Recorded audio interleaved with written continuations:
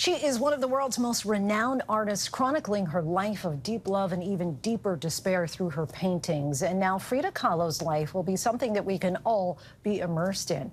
Our Stephanie Ramos got an exclusive behind-the-scenes look at the preparations for Frida Kahlo, the life of an icon. Final preparations for one of the most famous artists, her legacy transcending 7 decades. This is the Frida Kahlo immersive experience in New York City. It's a huge production. There's a lot of technology involved in every single room. Here, fans of the Mexican icon are transported into the mind of Kahlo with 360-degree projections, including virtual reality headsets. What drew you into Frida and bringing her here to New York City and really across the country? Since, the pandemic, there's been a huge wave of these immersive exhibits. A lot of people know who she is and know the name, but don't really know why they know the name. Her iconic face projected on walls throughout the exhibit, her colorful style infused in the art. It seems as though decades and decades later is when her popularity really rose. So why, in your opinion, why do you think that is?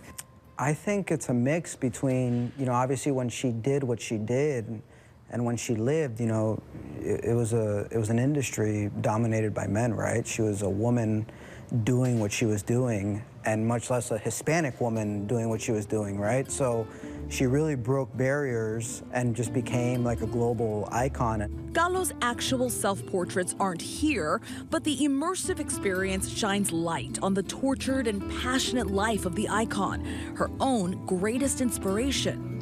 Frida didn't have an easy life, lots of ups and downs, and a lot of that is displayed at the exhibit, right? Right. So this exhibition is about a celebration of her life, celebration of being alive. And also, like, she painted in her last painting, Viva la Vida. A life lived to the fullest, her story as well known as her art, the subject of countless depictions, including Salma Hayek's cinematic portrayal. You could be walking in the street and people have, shirts and clothing and apparel of Frida. Born in 1907 in Coyoacán, Mexico, the self-taught artist battled polio as a child. But that didn't stop her. At first interested in science, the precocious 18-year-old was headed for medical school when a bus accident would change Kahlo forever.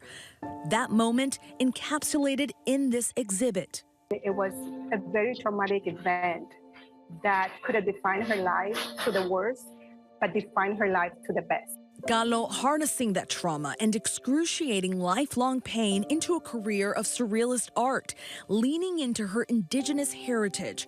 Her favorite subject? The person she knew best, herself, documenting her turbulent life in self-portraits. Here at the exhibit, we witness her perseverance through so many struggles, a miscarriage, infidelity, and depression. Because of her accident, she couldn't move like a very long period of time. So the way that she could have painted was very personal, very small, with very little movement. Kahlo and her artist husband, Diego Rivera, would often travel from their famed sanctuary, La Casa Azul, to Gringolandia, her nickname for the U.S., oftentimes leading them here to New York City, the place where she would have her first exhibit and now this dedication. There's a whole part of New York, right, where when she lived in New York, and images of her and Diego in New York and their life in New York and everything, which really brings it home to, okay, wow, we're here where she was, you know what I mean? So it hits home. The exhibit walks us through the details of her past. So you read about her life and her and A little bit about her childhood, adolescence, passions, motherhood. I mean, all really big topics in her life. Curious minds can also see what they would look like. There it is. In her style. And your own art can even be brought to life. Oh, nice. Kahlo, referred to as anti-capitalist by her biographer. The audience jams the house, but the press is there to relay Trotsky's defense to the world. A supporter of communist ideals, attending a rally days before dying at just 47 years old.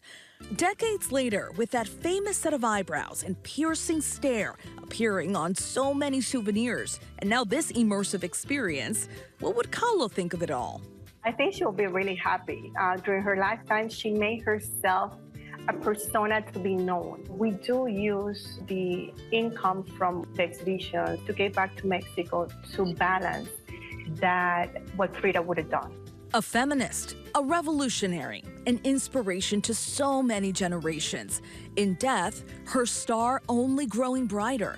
Viva la vida, Frida. Hi everyone, George Stephanopoulos here. Thanks for checking out the ABC News YouTube channel. If you'd like to get more videos, show highlights, and watch live event coverage, click on the right over here to subscribe to our channel, and don't forget to download the ABC News app for breaking news alerts. Thanks for watching.